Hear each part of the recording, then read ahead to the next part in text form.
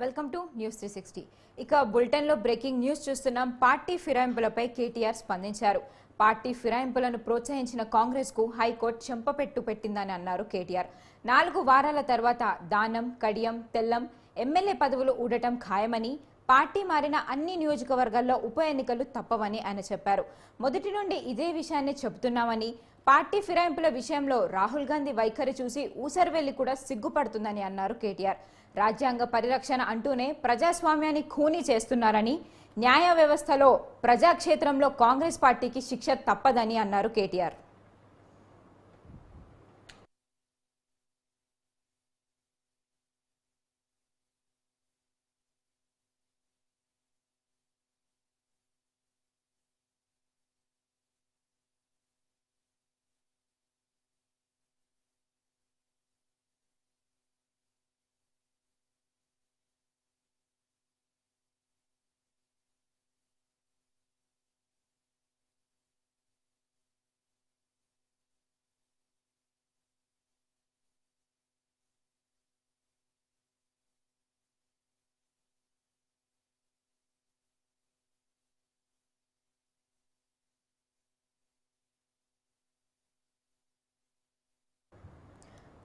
ఇదే అంశానికి సంబంధించి మరింత సమాచారం మా ప్రతినిధి బ్రహ్మాజీ ఫోన్ లైన్ ద్వారా అందిస్తారు.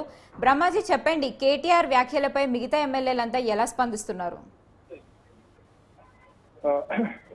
వైష్ణవి, ఏదైతే పార్టీ ఫిరాయించినటువంటి బీఆర్ఎస్ పార్టీ నుంచి కాంగ్రెస్ పార్టీలకు ఫిరాయించినటువంటి దాన నాగేందర్, కడియం, అదేవిధంగా తెల్ల వెంకటరావు సంబంధించి హైకోర్టు కొద్దిసేపటి క్రితం ఇచ్చినటువంటి తీర్పు ఏదైతే ఉందో దాని మీద నిర్ణయం తీసుకునే అధికారం ఉంటుంది. సభాపతి నిర్ణయం తీసుకోవాల్సి ఉంటుందని చెప్పండి స్పీకర్ కార్యదర్శికి కూడా ఆదేశాలు జారీ చేసింది. ఒకవేళ 4 వారాల్లో కనుక నిర్ణయం తీసుకోకపోతే మాత్రం తాము సుమోటోగా కేసుని తీసుకుని మళ్ళీ విచారణ చేస్తామని చెప్పండి.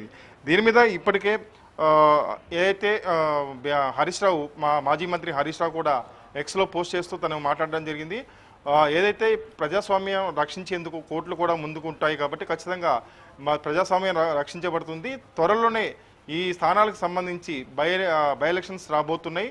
ఖచ్చితంగా స్పీకర్ కూడా తన నిర్ణయాన్ని రాజ్యాంగబద్ధంగా తీసుకోవాల్సి ఉంటుంది. ఆ విధంగా తీసుకుంటారని ఆశిస్తున్నామని కూడా వ్యాఖ్యానించారు. తర్వాత కొద్దిసేపటి క్రితమే కేటీఆర్, వర్కింగ్ ప్రెసిడెంట్ కేటీఆర్ కూడా కొద్దిసేపటి క్రితం పత్రికా ప్రకటన విడుదల చేస్తూ ఏదైతే ఈ యొక్క అంశం ఏదైతే ఉందో కోర్టు ఇచ్చినటువంటి తీర్పు 4 వారాల్లో నిర్ణయం తీసుకోవాలి, తీసుకోకపోతే సుమోటోగా మళ్ళీ విచారణ చేపడతామని చెప్పిన నేపథ్యంలో ఆయన ఒక ఇచ్చిన ప్రకటనలో ఏదైతే రాజ్యాంగం పుస్తకాన్ని పట్టుకొని మాట్లాడుతున్నటువంటి రాహుల్ గాంధీ కూడా సిగ్గుపడాలి, ఆయన చూసి ఊసరవెల్లి కూడా సిగ్గుపడాల్సిన పరిస్థితి ఉంటుంది.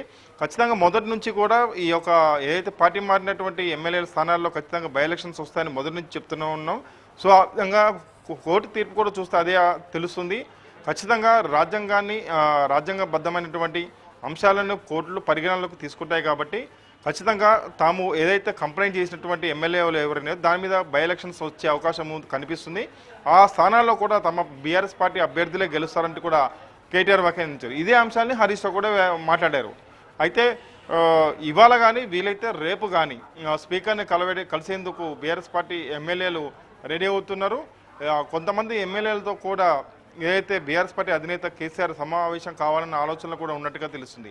వాస్తవానికి నెల 11వ తేదీన తెలంగాణ భవన్లో సమావేశం ఉందని చెప్పి ప్రస్తుతం ఒక అనధికారిక సమాచారం. ఒకవేళ కేసీఆర్ కనుక ఆ సమావేశానికి వస్తే దీనిపైన కీలకమైన వ్యాఖ్యలు చేస్తారు అని తెలుస్తుంది. ఈలోపుగానే కొంతమంది ఎమ్మెల్యేలతో, అందుబాటులో ఉన్నటువంటి ఎమ్మెల్యేలు కావచ్చు, నేతలు కావచ్చు, వాళ్ళందరితో కూడా కేసీఆర్ ప్రత్యేకంగా ఫామ్ హౌస్లో సమావేశం కావాలని సమావేశం కానున్నట్టుగా తెలుస్తుంది. వైష్ణవి, అయితే బ్రహ్మాజీ, ఇప్పుడు పార్టీ మారిన ఎమ్మెల్యేల దగ్గర నుండి అసలు ఎలాంటి రియాక్షన్ ఎక్స్పెక్ట్ చేయొచ్చు? అంటే పార్టీ మారినటువంటి ఎమ్మెల్యేలు సంబంధించి ప్రధానంగా దానం నాగేందర్ సంబంధించి కొంతవరకు సాంకేతికపరమైనటువంటి సమస్యలు అయితే కనిపిస్తున్నాయి. తెల్ల వెంకటరావు కావచ్చు, లేకపోతే కడియం శ్రీహరి, వీళ్ళకి సంబంధించి ఎటువంటి ఇష్యూస్ లేకపోయినా దానం నాగేందర్ మాత్రం కొంతవరకు అనర్హతతో వేటు పడే అవకాశాలు అయితే కనిపిస్తున్నట్టుగా ఇటు రాజకీయ నిపుణులు చెప్తూ వస్తున్నటువంటి మాట. ఎందుకంటే దాన నాగేందర్ ఎమ్మెల్యేగా బీఆర్ఎస్ పార్టీలో గెలిచి కాంగ్రెస్ పార్టీ నుంచి కాంగ్రెస్ పార్టీ బీఫామ్ మీద లోక్సభకు పోటీ చేశారు. ఆయన సికింద్రాబాద్లో పోటీ చేసిన సంగతి మనం అందరం చూసిన తర్వాత ఆయన ఓడిపోయారు. అయితే ఇప్పటికే బీఆర్ఎస్ పార్టీ ఎమ్మెల్యేగా ఉన్నటువంటి వ్యక్తి దాన నాగేందర్ కాంగ్రెస్ పార్టీ ఎంపీ అభ్యర్థి కింద పోటీ చేయడం అనేది కొంతవరకు ఆయనకి సమస్యలు తీసుకొచ్చే అవకాశం అయితే కనిపిస్తుంది. దానా నాగేందర్ పైన దాదాపు అనర్హత వేటు పడే అవకాశం ఉందని కూడా కొంతవరకు తెలుస్తుంది. ఒకవేళ స్పీకర్ కనుక తన నిర్ణయం తీసుకుంటే దానా నాగేందర్ విషయంలో తీసుకోవచ్చు, మిగతా ఇద్దరు విషయంలో తీసుకోకపోవచ్చు.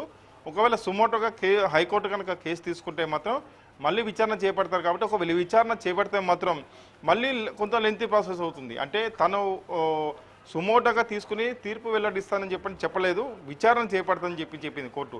సో విచారణ అంటే మళ్ళీ కొంత లెంతీ ప్రాసెస్ అవుతుంది. మిగతా వాళ్ళ విషయంలో ఇదే గనక జరిగితే మాత్రం బీఆర్ఎస్ పార్టీ నుంచి కాంగ్రెస్ పార్టీలకు వెళ్ళేటువంటి వలసలు ఏవైతే ఆగిపోతాయి దాదాపుగా అనేది కూడా ఇటు బీఆర్ఎస్ పార్టీ నేతల్లో కొంతవరకు తెలుస్తుంది. అయితే ఏం జరగనుంది 4 వారాల్లో, అంటే ఈలోపుగా 4 వారాలు అంటే ఖచ్చితంగా 4 వారాల దాకా ఆగకపోవచ్చు, 3 వారాల్లోనే నిర్ణయం తీసుకునే అవకాశం ఉంటుంది. ఒక దానా నాగేందర్ విషయంలో మాత్రం స్పీకర్ ఒక నిర్ణయాన్ని ప్రకటించే అవకాశం కనిపిస్తుంది.